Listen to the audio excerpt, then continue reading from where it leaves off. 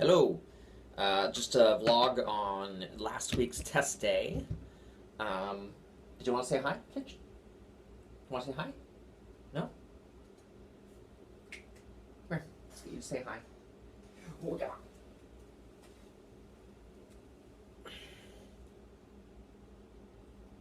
Hello? Look. Look at this. Look at this. Look at this. Look at this. Okay.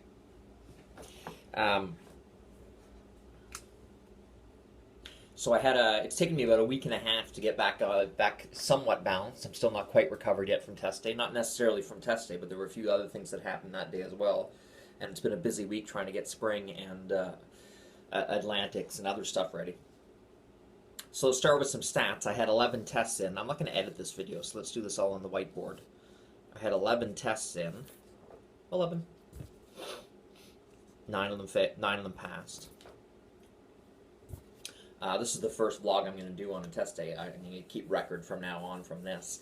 Now I had since moving back to Nova Scotia 4 years ago, I had 11 students and not had a single test from my 11 students fail in that 4 years. I'd gone through about 11 test days in a row my students had participated in, 0 fails, and it was about a string of about 80, 85 tests in a row, which is, for those of you that aren't aware, the ones in Dartmouth should mostly be aware, but in Bedford you're kind of new and you might not know, but the pass rate in Metro is generally, they don't release the stats. I've asked repeatedly to get stats so we know where we are, and they won't. Not without a ton of paperwork and red tape. But the pass rate generally varies between about 65 and 85%. On a really good test day, you get 80-85%. In a really poor test day, you'll get around 65%.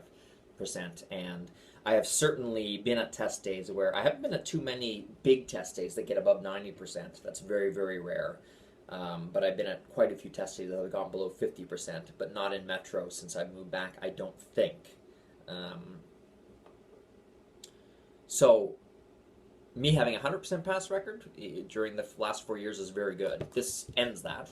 But I'm still sitting at about probably a 96% pass record because, as I said, about 80-85 tests I've had now. I've had 2 fails.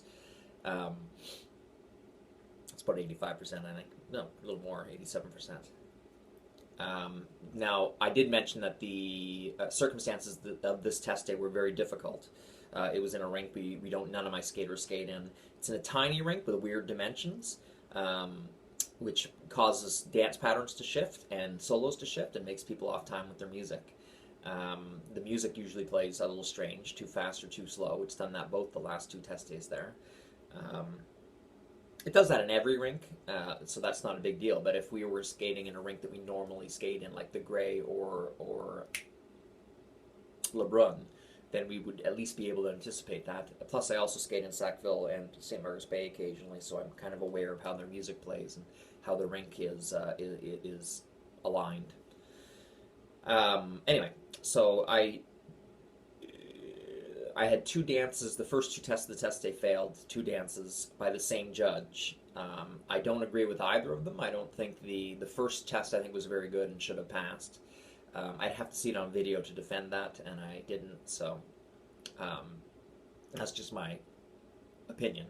It wasn't the most wonderful test in the world. In fact, there was another girl who did the dance who did it better, but there were 4 who did the test, and my kid did the second best on the test, and as far as I know, well, I know at least one of the other ones failed, but anyway. And then the second dance she took, she didn't execute very well, but the music was cut off really early.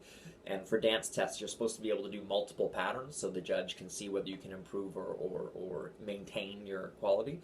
And my skater would have improved her quality greatly on the second pattern and probably been very passable. And then the third pattern would have been good too. So the judge just didn't give her a chance to correct her mistakes, which is in some ways a bigger problem than just having the opinion that it fails. Anyway, so after that I had 9 pass tests in a row. So I'm going to do some stats for you. I had 2 skills tests in. 2 of them passed.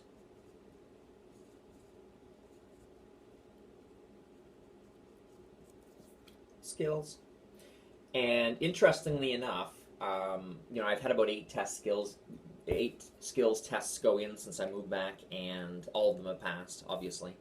But These were probably the best marks I've ever had on them. One girl on her preliminary skills had 2 goods. I very rarely see good on skills tests. Unless, there's some skaters who don't do skills for a few years because they're competitive free skaters and then go back and their skating skills are so good they get goods. But generally, you put it in when they're ready for it, which means they're not going to have amazing skating skills. They're going to be right at the test level. Does that make sense? I think that makes sense. I don't like this color marker. And the other girl did her senior bronze skills and passed all 3 exercises with no reskates, which I have never had.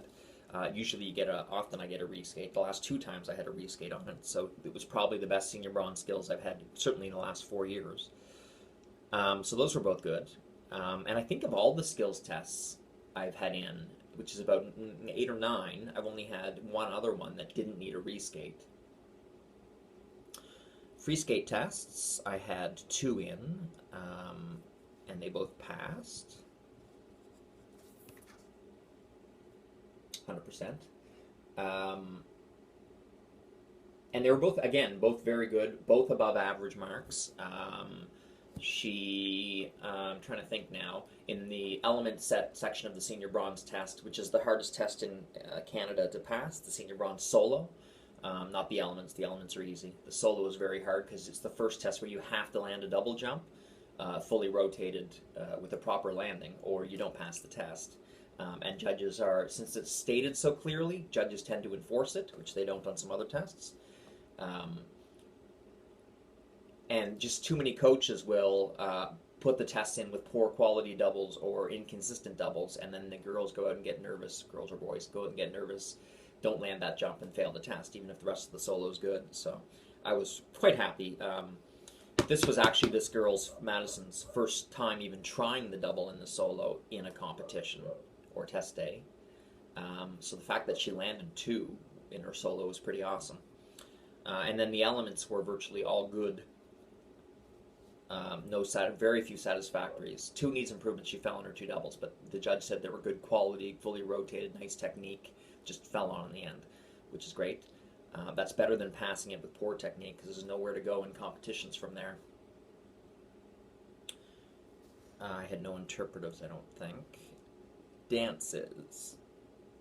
Let's do some math here. If I had 9 tests and 4 of them were 11 tests, and 4 of them were those, that means I had 7 dances, 2 of which failed. So let's say 5 out of 7, which is what? I don't know. You can make the percentage up. I'm not going to do the math. Now, the interesting thing about the dances was, other than the first 2 that I thought were very much, the first one was very much in the gray area. I thought it was pretty good. The second one was not good, but she wasn't given enough time to correct it. So they weren't, total failures. The other 5, I'm trying to remember what they are. I know Jessica did 3, Becky did 1, and Sandra did 1. And I believe they were all like way above a minimum passing marks. I don't think I had any needs improvements on any of the 5 tests. Could be wrong about that, but I don't think I had needs improvements on any of them, which is good. For a preliminary test, you're allowed to have 4 needs improvements. For junior bronze, you're allowed to have 3. And for having none, my kids were all far above average. So, despite the 2 failed tests, at the beginning of test day, I had a string of 9 pass tests in a row after that, and they were all significantly above passing level, which is pretty awesome considering some of them were difficult tests. The dances disturbed me slightly also because they were junior silver dances. I haven't had a lot of my students take junior silver tests in Nova Scotia. In fact, I think Rachel was the first one. Last test day, she passed her American. I don't think I've had another skater of mine do junior silver tests in Nova Scotia. I've had dozens and dozens of them in Labrador, but I usually do really good with junior silver tests. My kids usually zoom right through the junior silver dance group with no issues and no problems. I don't think I have any major failures, major problems in that set. Keats, Tango, American, Rocker. No, I haven't had a lot of failures. I have a very good passer in all 4 of those. So this kind of screws up my pass rate on the junior silver dances. It puts me down to about 33% for the year. Anyhow, so we're moving forwards. We're now starting with 9 pass tests in a row. So this test day 9. And then we'll move on to the next one, see how much we can add on to that, see if I can get up to 80 again. It's possible, you know, it's very encouraging that all my other tests were so strongly done, especially under such bad circumstances. You know, next test day, the one in May, has much better circumstances. We have ice right beforehand, I'm familiar with the rink. The rink isn't quite as weirdly dimensioned. We're going to be able to, you know, prepare right up to the last day for the rink. There's just a lot of good circumstances going into the next test day, so I expect more tests per skater passed. Oh, I should do that too. So I had, this test day, I had seven students taking 11 tests, which is more than 1 test per test day, which is good. I've been around 13 at a couple previous test days, so 11's not wonderful, but it's pretty good. And I think, well, I have a lot of kids who I don't anticipate being ready for a test in May. I have a few that are going to be ready for multiple tests, should be ready for multiple tests. Right now, I have nothing ready. Yeah, I have nothing ready right now, so we're going to see how the next couple weeks go to see if we can develop something, because everybody who was ready just took their test. So the ones that weren't, the ones that didn't test had a few minor problems with theirs that we have to fix. So we'll try through the next month to get minor problems and a couple major problems fixed so we can get at least 10 tests tested at the end of May, and hopefully all 10 passed. That's it. Bye.